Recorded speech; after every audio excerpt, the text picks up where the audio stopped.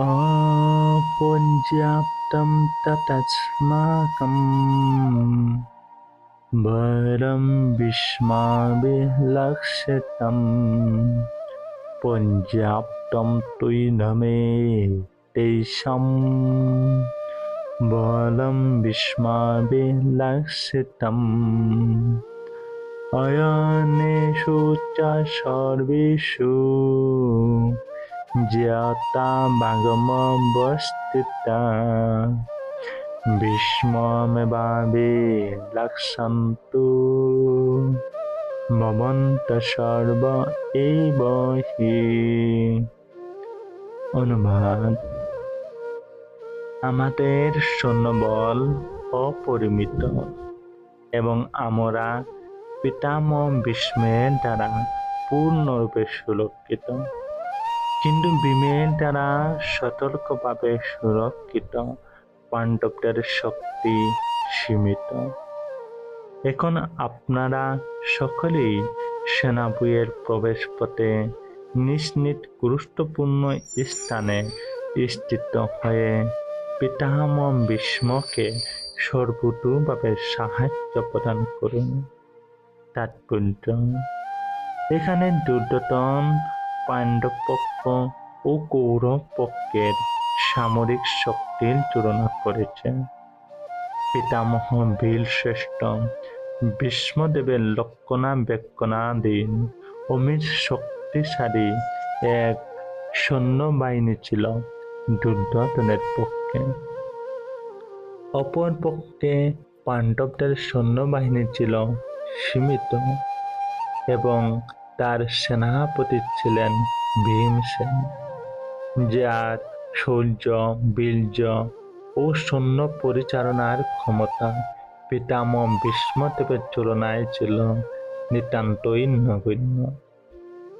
দুর্যোধন চিরকালই ভীমের প্রতি ঈর্ষান্বিত ছিল, কারণ সে জানত যে যদি তাকে কোনোদিন মরতে হয় তবে ভীমের হাতেই তার মৃত্যু হবে।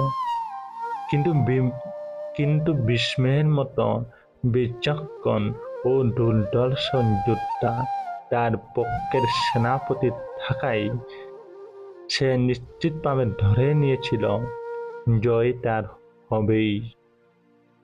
দুর্যোধনের প্রতিটি কথাতে বোঝা যাচ্ছে যুদ্ধ জয় সম্বন্ধে তার মনে কোনোই সংশয় ছিল না।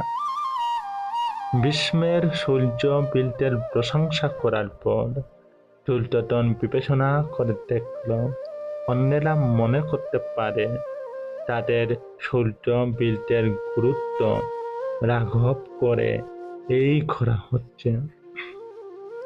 তাই তার স্বভাবসুলভ কূটনৈতিক চাতুরীর সাহায্যে সেই পরিস্থিতির ভারসাম্য বজায় রাখার জন্য সে উপযুক্ত কথাগুলি বলেছিলেন।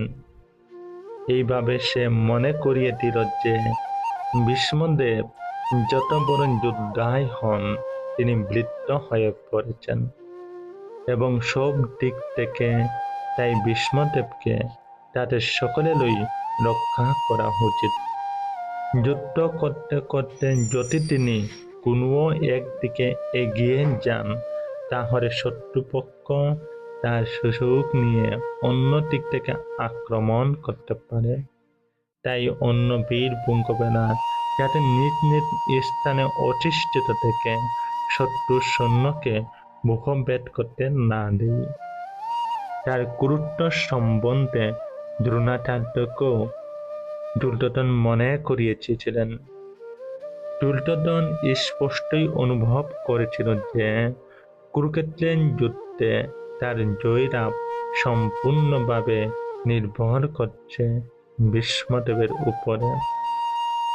দুর্যোধনের দৃঢ় বিশ্বাস ছিল সেই যুদ্ধে ভীষ্মদেব ও দ্রোণাচার্য তাকে সম্পূর্ণভাবে সহযোগিতা করবেন, কারণ সে আগেই দেখেছিল যখন হস্তিনাপুরের রাজসভায় সমস্ত লাশ পুরুষের সামনে দ্রৌপদীর বস্ত্র হরণ করা হচ্ছিল তখন তাদের প্রতি অসহায় দ্রৌপদীর আকুল আবেদনে সাড়া দিয়ে তারা একটি কথাও বলেননি।